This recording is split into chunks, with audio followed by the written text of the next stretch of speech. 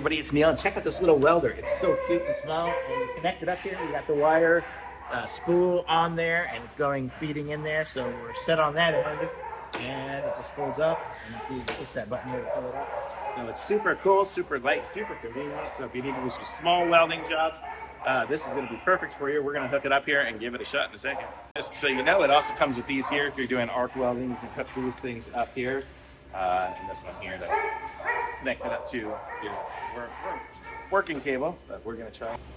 Okay, so this is how it works. Make sure you have a helmet on. I'm not going to look at it. I'm going to look at the camera, so I'm going to be avoiding looking right into the spark.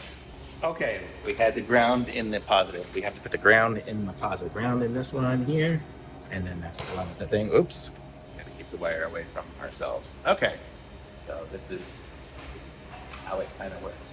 So we're gonna weld these two little pieces together here and give it a go.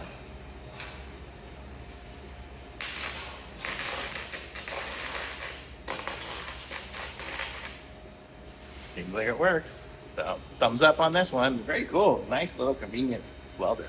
Super cool.